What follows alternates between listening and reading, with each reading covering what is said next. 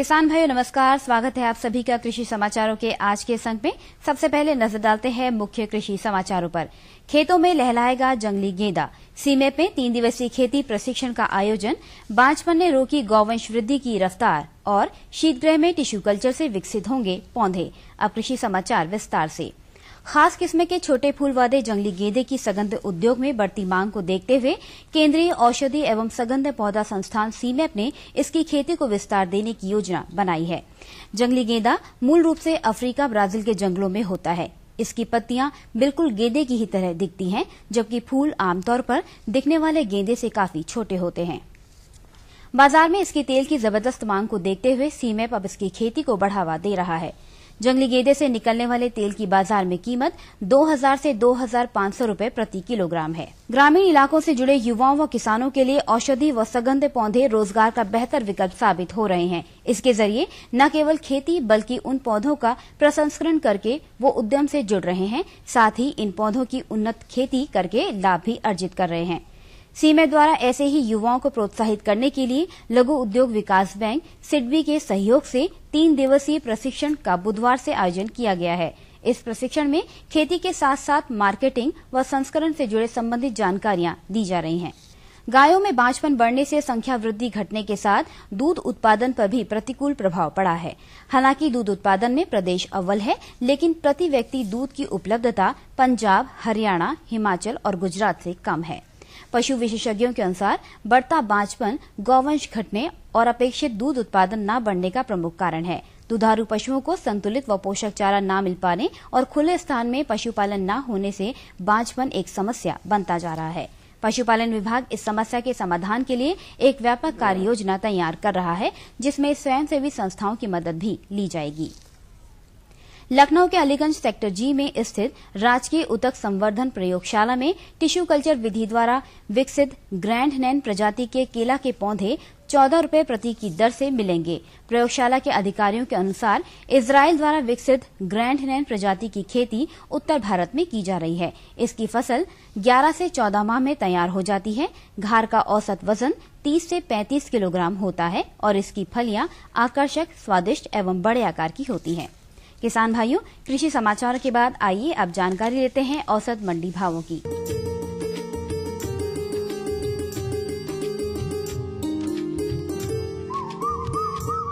प्रदेश की विभिन्न मंडियों में धान का प्रति क्विंटल भाव इस प्रकार रहा।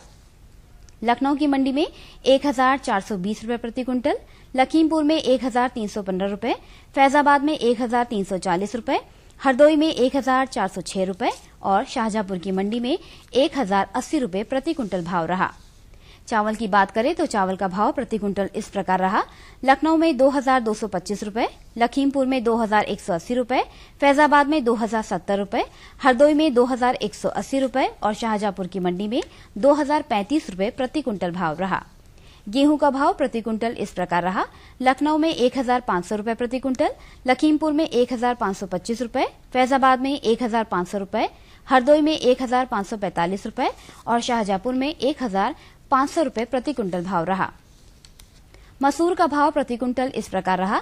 लखनऊ में 7050 रुपए प्रति क्विंटल, लखीमपुर में 6870 रुपए, फैजाबाद में 7200 रुपए, हरदोई में 7260 रुपए और शाहजहांपुर में 7100 रुपए प्रति क्विंटल भाव बिका। वहीं उड़द का भाव प्रति क्विंटल इस प्रकार रहा। लखनऊ की मंडी में 8400 रुपए प्रति क्विंटल, हरदोई में 7260 रुपए, शाहजहांपुर में 7900 रुपए प्रति क्विंटल भाव रहा। चने का भाव प्रति क्विंटल इस प्रकार रहा। लखनऊ की मंडी में 5250 रुपए प्रति क्विंटल, लखीमपुर में 5045 रुपए, फैजाबाद में 5500 रुपए, हरदोई में 4850 रुपए और शाहजहांपुर में 5015 रुपए प्रति क्विंटल भाव रहा। आलू का भाव विभिन्न मंडियों में प्रति क्विंटल इस प्रकार रहा। लखनऊ में 900 रुपए प्रति क्विंटल, लखीमपुर में 750 रुपए, फैजाबाद में 700 रुपए, हरदोई में 760 रुपए और शाहजहांपुर की मंडी में 685 रुपए प्रति क्विंटल भाव रहा। टमाटर का भाव प्रति क्विंटल इस प्रकार रहा। लखनऊ में 2400 रुपए प्रति क्विंटल, लखीमपुर में 1910 रुपए, फैजाबाद में 2050 रुपए, हरदोई में 2000 रुपए और शाहजहांपुर की मंडी में 1665 रुपए प्रति क्विंटल भाव रहा। बैगन का भाव प्रति क्विंटल इस प्रकार रहा। लखनऊ की मंडी में 1,000 रुपए प्रति क्विंटल, लखीमपुर में 775 रुपए, फैजाबाद में 1,000 रुपए और शाहजहांपुर की मंडी में 690 रुपए प्रति क्विंटल भाव रहा। तो किसान भाइयों, ये थे आज के कृषि समाचार और औसत मंडी भाव। अगले अंक में हम फिर आपके लिए लेकर आएंगे कृषि जगत से जुड़ी नई नई जानकारियां। तब तक के लिए दीजिए अनुमति। नमस्कार। तो और बताओ। बस। अरे ये क्या भैया जी, बस इतनी सी रासायनिक खाद? किसानी छोड़ रहे हो क्या? किसानी नहीं, नादानी छोड़ रहे हैं। मिट्टी की जांच कराई है। अब तो लालाजी जितनी जरूरत है उतने ही उर्वरक खेत में डालेंगे। हाँ, किसान भाई आज ही अपने जिले की नजदीकी भूमि परीक्षण प्रयोगशाला में मिट्टी की जांच जरूर करवाएं और मिट्टी में पोषक तत्व, नमी व पौधे के विकास को देखते हुए केवल जरूरत के अनुसार ही पोषक तत्व डालें। और हाँ, मिट्टी में गंधक, जस्ता, बोरोन जैसे सूक्ष्म पोषक तत्वों का पता लगाना भी न भूलें। उर्वरक और जैविक खाद के सही उपयोग से भूमि का उपजाऊपन बनाए रखें, उत्पादकता बढ़ाएं, खर्चा घटाएं और बहुमूल्य विदेशी मुद्रा बचाने में भी सहयोग दें। और हाँ, धीमी गति से नाइट्रोजन उपलब्ध कराने वाले उर्वरकों जैसे नीम लेपित यूरिया को प्राथमिकता दें और यूरिया का पत्तों पर छिड़काव करें। अरे वाह, तू तो सचमुच समझदार हो गया रे। अधिक जानकारी के लिए संपर्क करें जिला कृषि अधिकारी या किसान कॉल सेंटर। मेरे साथ बोलो ए बी। अरे नादान, बच्चे को एबीसी सिखा रहा है। अरे काम धंधे की एबीसी तू कब सीखेगा? ये देख विज्ञापन। तेरे जैसे कृषि विज्ञान सीखे हुए युवाओं के लिए भारत सरकार के कृषि मंत्रालय ने एक योजना बनाई है, एसी एबीसी। जी हाँ, ACABC यानी एग्री क्लिनिक्स और एग्री बिजनेस सेंटर। इसके तहत कृषि विज्ञान पढ़े युवाओं का चयन होने पर उन्हें मुफ्त ट्रेनिंग दी जाती है और हाँ, अपना कारोबार चलाने के लिए बैंक से लोन भी मिलता है। इसके साथ ही अगर युवा अपने इलाके के किसानों की खुशहाली के लिए उन्हें खेती बाड़ी व अपने कारोबार से जुड़ी लाभदायक जानकारी देते रहेंगे तो उन्हें लोन पर 36 से 44% तक की सब्सिडी भी मिलेगी। तब तो मैं जरूर सीखूंगा काम धंधे की एबीसी। शाबाश, चलो अपनाएं स्वरोजगार, खेती में हो विकास अपार।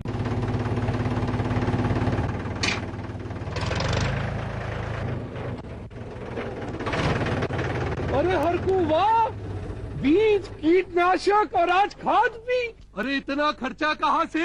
अरे खर्च की चिंता किसे है, मेरे पास है ये किसान क्रेडिट कार्ड। कार्ड? अरे बैंकों द्वारा जारी इस कार्ड से किसान उसकी सीमा तक की रकम कभी भी बैंक से निकलवा सकता है और खेती बाड़ी की सामग्री कभी भी खरीद सकता है। तो हरकू भैया एक कार्ड मेरे लिए भी। किसान क्रेडिट कार्ड के लिए नजदीकी बैंक से संपर्क करें और पाएं ढेर सारे लाभ।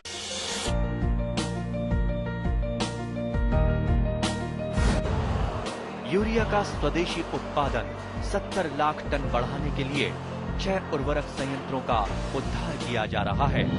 FCIL के गोरखपुर, सिंदरी, तलचर और रामागुंडम संयंत्र, HFCL की बरौनी इकाई और BVFCL की नामरू फोर्थ। सोने पर सुहागा ये है कि देश में अब बनेगा सिर्फ नीम लेपित यूरिया, क्योंकि इससे होगा किसानों का फायदा ही फायदा। अनाज का उत्पादन 10% तक बढ़ेगा, बढ़ेगी 10 से 15% नाइट्रोजन क्षमता।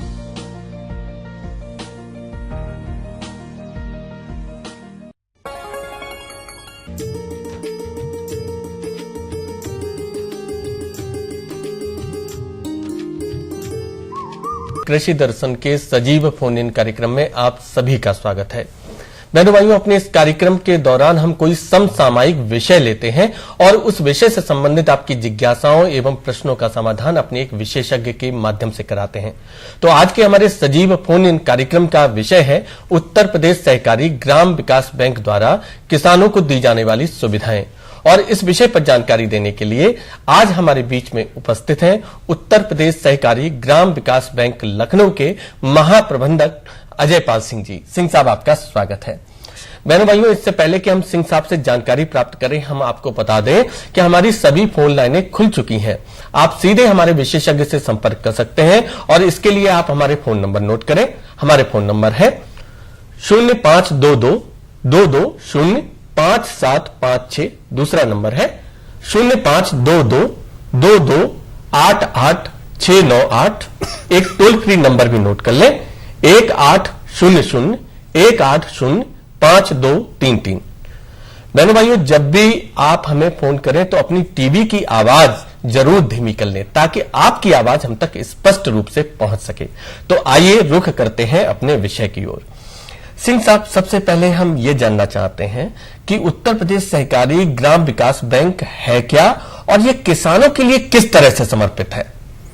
सुनील जी, उत्तर प्रदेश सहकारी ग्राम विकास बैंक, जैसा कि इसका नाम ही कहता है, सहकारी क्षेत्र की एक संस्था है जिसकी स्थापना 1959 में हुई थी और अन्य बैंकों की तरह यह डिपॉजिट लेना या बचत लेना इस तरह के काम न करके गांवों में कैपिटल क्रिएशन के लिए या आप कहें पूंजी निर्माण के लिए ऋण उपलब्ध कराता है किसानों को।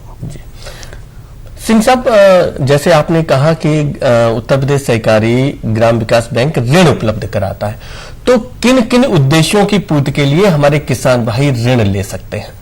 इसमें मैं थोड़ा आपको विस्तार से बताना चाहूंगा कि भूमि विकास बैंक पहले इसका नाम था इस बैंक का। अब तो सारे लोग इसको उत्तर प्रदेश सहकारी ग्राम विकास बैंक के नाम से जानते हैं। भूमि विकास बैंक या उत्तर प्रदेश सहकारी ग्राम विकास बैंक सबसे पहले जितनी भी माइनर इरिगेशन या लघु सिंचाई की योजनाएं हैं उसमें ऋण वितरण कराता था। धीरे धीरे जब ये सैचुरेशन हो गया या संतृप्तता की तरफ ये पहुंच गया तो इसने अपने प्रोग्राम को डाइवर्सिफाई कर दिया, इसका विविधीकरण कर दिया। तो सारी जितनी भी ग्राम से जुड़ी हुई आय परक, रोजगार परक योजनाएं हैं, उन सारी योजनाओं के अंतर्गत यह बैंक जो है ऋण उपलब्ध कराता है, जिसमें प्रमुखता से अगर आप कहें तो डेयरी, पोल्ट्री, पशुपालन, ट्रैक्टर, कंबाइन हार्वेस्टर, लघु वाहन और आप किसी भी चीज का नाम लें, लगभग सभी चीजों के लिए मतलब ग्रामीण विकास से जुड़ी हुई कोई भी योजना के अंतर्गत आप ऋण प्राप्त कर सकते हैं। हाँ, अकृषि क्षेत्र की योजनाएं हमारे यहाँ ज्यादा इस समय लोगों की डिमांड में है, जिसमें हम उद्योग, छोटे छोटे उद्योग लगाने के लिए भी ग्रामीण क्षेत्र में ऋण देते हैं। जी सिंह साहब, अगर हमारे किसान भाई ऋण प्राप्त करना चाहते हैं तो उन्हें ऋण प्राप्त करने के लिए कौन सी ऐसी अहर्ताएं हैं जो पूरी करनी होगी और वो आवेदन कैसे और कहां करें? देखिए, सबसे पहले तो किसान को, उसको किसान होना चाहिए, उस व्यक्ति को किसान होना आवश्यक है, कृषक होना चाहिए, गांव का रहने वाला होना चाहिए, कृषि से कार्य से जुड़ा होना चाहिए, पहली बात। दूसरी चीज, कोई बहुत लंबी प्रक्रिया नहीं है, वो किसान भाई सीधे हमारे बैंक की शाखा जो कि ब्लॉक और तहसील स्तर पर भी है, वहां जाके संपर्क कर सकते हैं। वहां उन्हें एक लोन एप्लीकेशन फॉर्म जो कि 20 रुपए का मिलता है वो उन्हें भरना पड़ेगा और उसके साथ में सिंह साहब, एक दर्शक हमारे फोन लाइन पर है। हेलो, हाँ जी, क्या जानना चाहते हैं आप? जी हेलो, हाँ, क्या जानना चाहते हैं आप? नमस्कार। नमस्कार। मुझे कुक्कुट पालन के बारे में थोड़ी जानकारी चाहिए थी। जी, कुक्कुट पालन के बारे में जानकारी चाहते थे कि कुक्कुट पालन। सर, मैं जी 2010 से कर रहा हूँ सर। ये क्या है कि 15 दिन के बाद इनको अच्छी तरह से देखभाल करते हैं, फिर भी इसमें थोड़ा दिक्कत आ जाती है, सफेद अच्छी करने लगते हैं, ग्रोथ अच्छी नहीं मिलती है। जी, आपका यह प्रश्न पशुपालन से संबंधित है, लेकिन सिंह साहब, क्या कुक्कुट पालन से संबंधित अगर कोई योजना है तो उससे संबंधित ऋण मिल सकता है क्या? हाँ, कुक्कुट पालन से संबंधित ऋण हम उपलब्ध कराते हैं। जी। और जहाँ तक ये हमारे किसान भाई का प्रश्न था, तो ये प्रश्न कि अगर कुक्कुट की बीमारियों से संबंधित आदि है तो उचित होगा कि अपने स्थानीय पशुपालन विभाग से संपर्क करें, पोल्ट्री अफसर से संपर्क करें, वो इनकी समस्या का समाधान करेंगे। जी सिंह साहब, जैसे हम बात कर रहे थे कि हम किन किन चीजों के लिए लोन ऋण प्राप्त कर सकते हैं और आवेदन कैसे करें, तो आवेदन के लिए हमारे किसान भाइयों को क्या करना चाहिए? आवेदन के लिए सीधे हमारी शाखा पे संपर्क करें। मैं निवेदन करना चाहूंगा, बार बार निवेदन करना चाहूंगा कि वो किसी माध्यम से नहीं, सीधे हमारी शाखा पे संपर्क करें। निसंकोच शाखा पे जाकर के हमारे मैनेजर साहब से मिले, वो उन्हें जो भी परिपत्र जैसे खसरा, खतौनी, भूमि के कागजात, फोटो और लोन एप्लीकेशन फॉर्म, ये सारी चीजें उन्हें देनी पड़ेंगी और उनका ये लोन 15 दिन के भीतर ही अच्छा, आपने जिस दिन से आवेदन किया उस दिन के 15 दिन के अंतर्गत हो जाएगा, मिल सकता है। लेकिन विशेष यह है कि जो किसान भाई की तरफ से होने वाली मतलब जरूरतें हैं उनको पूरी करने के लिए वो ज्यादा समय स्वयं ना लें। जी जी। सिंह साहब, नंद स्वरूप मिश्र जी बाराबंकी से फोन लाइन पर है। हेलो। नमस्ते सर। हाँ नमस्कार, नंद स्वरूप जी क्या जानना चाहते हैं आप? मैं नंद स्वरूप मिश्रा हूँ, बाराबंकी गांव बसौली। मैं जानना है सर, ये चाहता हूँ जो बैंकों से किसानों को कर्ज ऋण लिया जाता है, जैसे हम लोग केसीसी लेते हैं, ट्रैक्टर के लेते हैं, तो इसमें जो है हाई लेवल के ब्याज और लो लेवल के जो निचले स्तर का ब्याज है, तो किसानों के ऊपर कौन सा ब्याज लागू होता है? हाई लेवल का लागू होता है कि लो लेवल का लागू होता है? किस तरह की ब्याज दर किसानों के ऊपर लागू होती हैं, मिश्र जी ये जानना चाहते हैं। देखिए मिश्र जी, सबसे पहले मैं आपसे ये अनुरोध करना चाहूँगा कि जो संस्थाएं हैं, व्यावसायिक बैंक हैं, उनके जो ब्याज दर हैं और ग्राम विकास ब्याज दर का जो ब्याज दर है, इन दोनों में आपको कुछ अंतर मिल सकता है जी। तो इसलिए जो ब्याज दरें जो हैं ये अलग अलग निर्धारित हैं दोनों की जी। इसमें हाई लेवल लो लेवल का नहीं है। सीधे सीधे हमारे बैंक से अगर आप ऋण लेते हैं तो आपको 14.5% तक का ब्याज देना पड़ सकता है जी। अगर सिंह साहब ये कहें कि उत्तर प्रदेश सहकारी ग्राम विकास बैंक अन्य बैंकों से भिन्न है, तो ये कहाँ तक उचित है और कैसे? जी हाँ, बड़ा अच्छा प्रश्न है। देखिए, सबसे पहले इस बैंक की स्थापना ही उस उद्देश्य से हुई थी कि गांवों में इन्वेस्टमेंट बढ़ाया जाए, गांव में कैपिटल क्रिएट किया जाए, ताकि लोगों को सबसे पहले जरूरत ही 5 ईयर प्लान की थी कि खेती को बढ़ावा मिले, खेती को किसी तरह सुधारा जाए, क्योंकि खेती हमारी इकोनॉमी एक बड़ी इकोनॉमी थी। तो इसलिए खेती को बढ़ावा देने के लिए, खेती को सुधारने के लिए ग्राम विकास बैंक के द्वारा लघु सिंचाई, भूमि विकास, ट्रैक्टर, डेयरी, इस तरह की योजनाओं के अंतर्गत कैपिटल क्रिएट करने के लिए ऋण दिया जाने लगा, ताकि लोग, किसान जो है, इन योजनाओं को अपना करके सबसे पहले इन्वेस्टमेंट करें। और ये लंबे पीरियड का लोन दिया जाता है, मतलब दीर्घकालीन हम ऋण वितरण करते हैं, जिसमें किसानों को ये भी सुविधा रहती है कि छोटी छोटी किस्तों में आसानी से वो ऋण की अदायगी भी कर सकते हैं जी जी।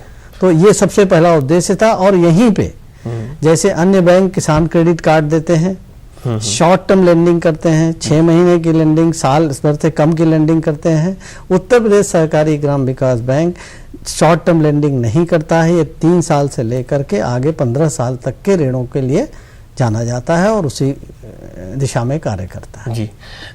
ऋण की कोई कितनी राशि तक व्यक्ति ऋण ले सकता है, ये आप कैसे निर्धारित करते हैं? देखिए, ये तो योजना पे निर्धारित होता है। अब योजना में अगर आप कहें कि कोई एक किसान बाग लगाना चाहता है, किस चीज का बाग लगाना चाहता है, केले का लगाना चाहता है, केले में भी अगर टिश्यू कल्चर का लगाना चाहता है तो उसका दाम कुछ और होगा, साधारण सामान्य किस्म का लगाना चाहता है तो उसका यूनिट कॉस्ट अलग होगी।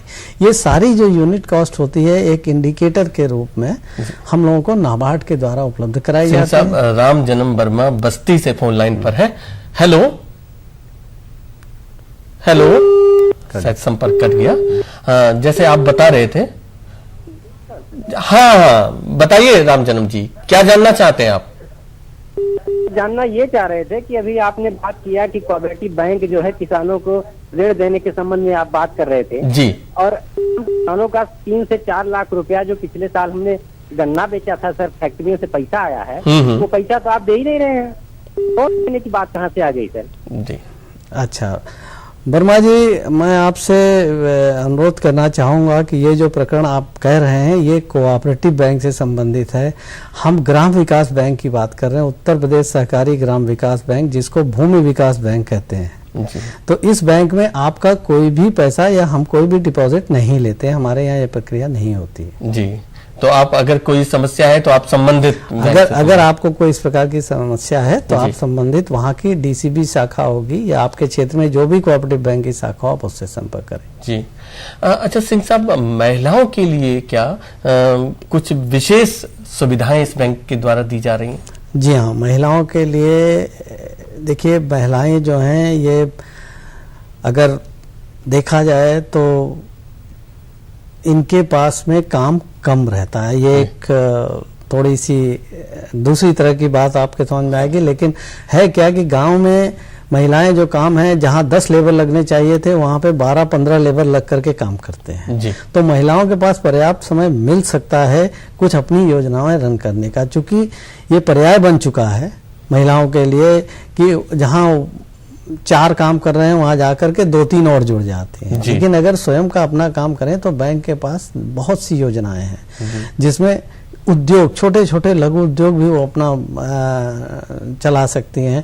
अगरबत्ती बनाना हो गया, मोमबत्ती बनाना हो गया, बेसन बनाना हो गया, अगर आटे से दालों से बेसन बनाना है उसका काम कर सकती हैं, पापड़, अचार, चटनी बनाने का काम कर सकती हैं, बकरी पालने का काम कर सकती हैं। नर बछड़े, होता क्या है कि नर बछड़े जो होते हैं अच्छी अच्छी क्वालिटी के, उनको ले जा करके दूधिये या अन्य लोग उसको छोड़ देते हैं तो उनको लेकर के पालने की भी स्कीम है कि हम नस्लों का भी संरक्षण कर सकें।